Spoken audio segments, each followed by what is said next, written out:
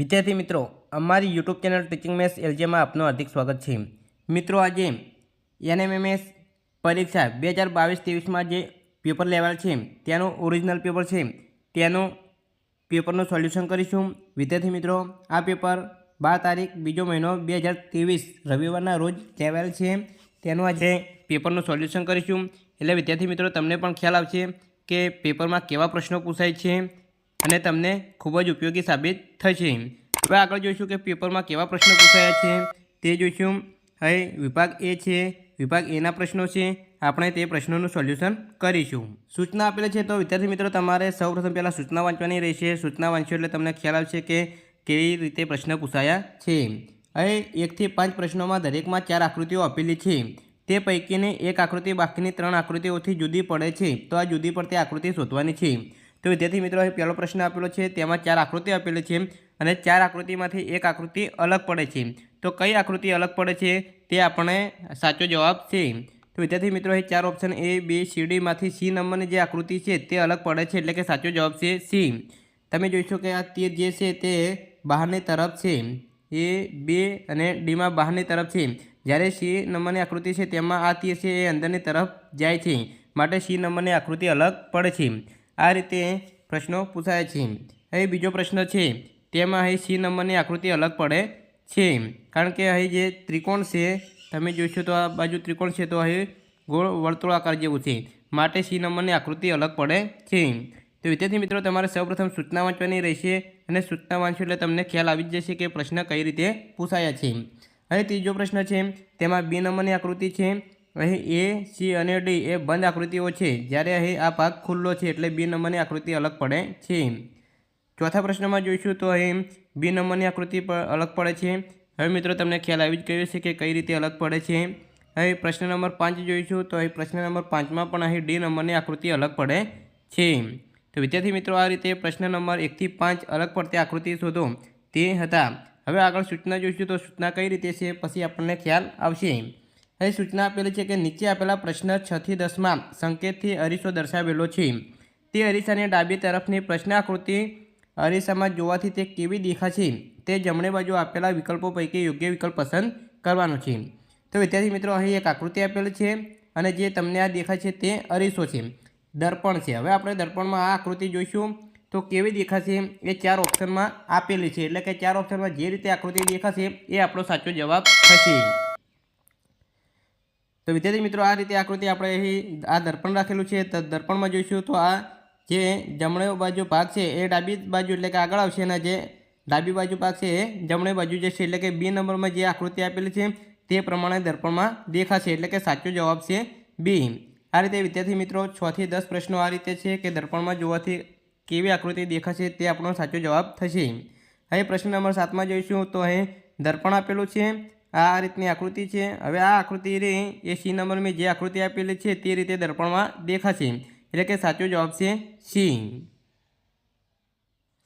8મા નંબરની આકૃતિ જોઈશું તો આ રીતનો જે આકૃતિ આપેલી છે તે અહીં B નંબરની જે આકૃતિ છે તે પ્રમાણે દેખાશે, એટલે કે સાચો જવાબ છે B. 9મા નંબરની જે આકૃતિ આપેલી છે તેને આપણે અરીસા એટલે કે દર્પણમાં જોઈશું તો આ D નંબરમાં જે આપેલી છે તે પ્રમાણે દેખાશે, એટલે કે સાચો જવાબ છે D. વિદ્યાર્થી મિત્રો, અહીં 6 થી 10 પ્રશ્નો આ પ્રમાણે છે. તેમાં 10મો પ્રશ્ન છે, આ રીતની આકૃતિ આપેલી છે તેને આપણે અરીસામાં જોઈશું તો આ C નંબરમાં જે દેખાશે તે પ્રમાણે દેખાશે, એટલે કે સાચો જવાબ છે C. વિદ્યાર્થી મિત્રો, સૌપ્રથમ આપણે સૂચના વાંચવાની હોય છે, તો સૂચના વાંચશું એટલે આપણને ખ્યાલ આવી જ જશે કે પ્રશ્ન કેવા પૂછાણા છે. સૂચના: નીચે આપેલા પ્રશ્ન ક્રમાંક 11 થી 15માં દર્શાવેલ વિકલ્પોને તાર્કિક રીતે ઉતરતા ક્રમમાં ગોઠવવાના છે.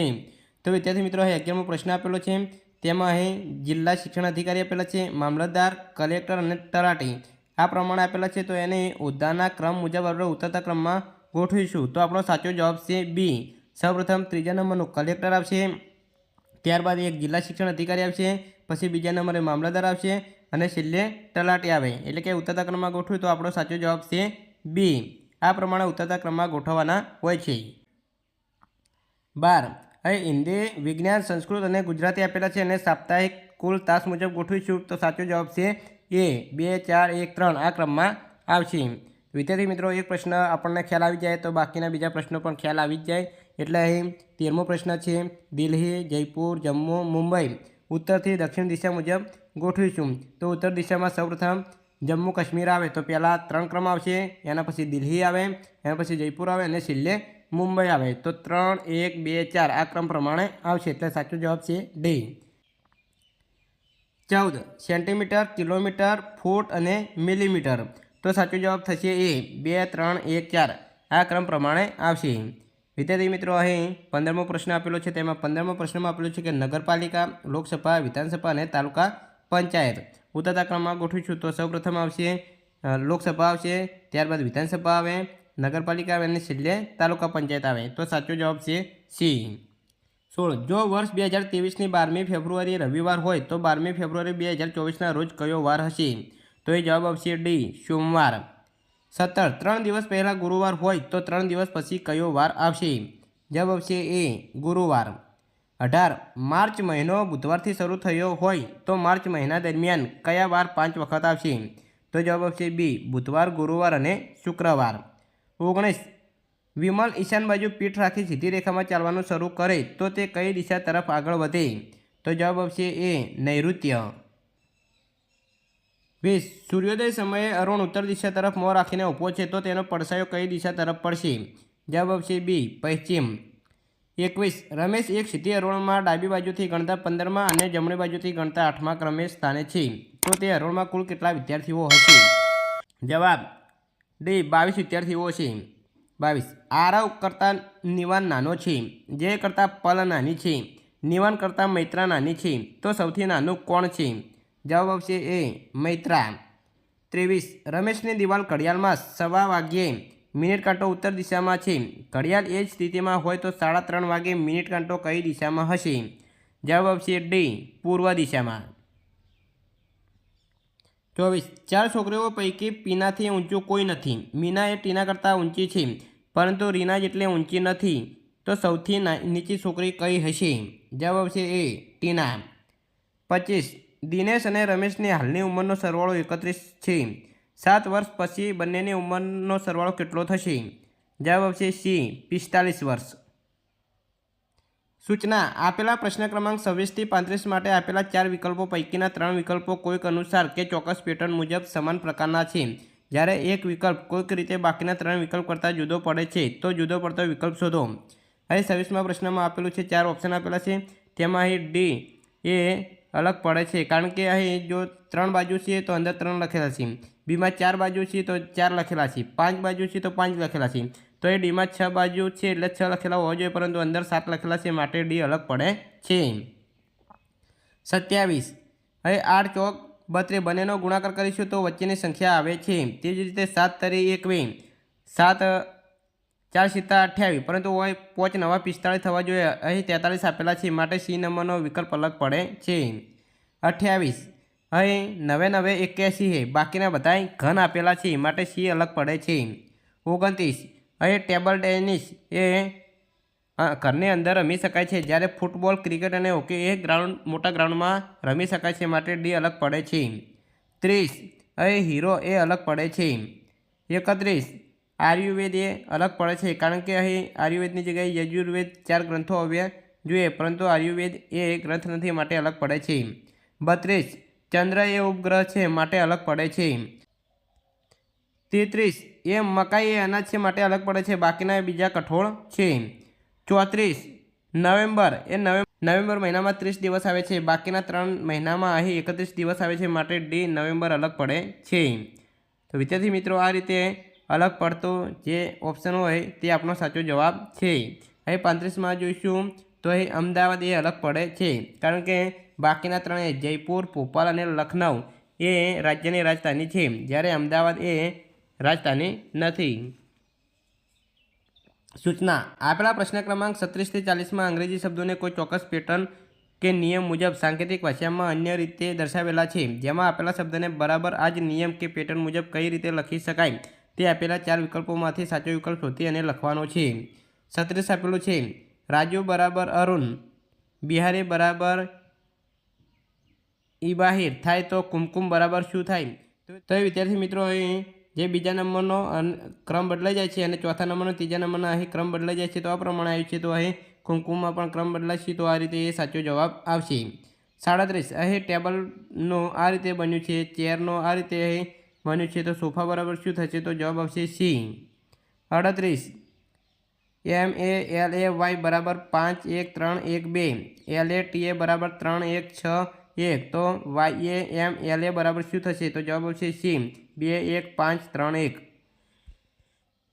39 જો BAD બરાબર YZW તો BAST બરાબર શું થાય? તો વિદ્યાર્થી મિત્રો જવાબ આવશે YVHG.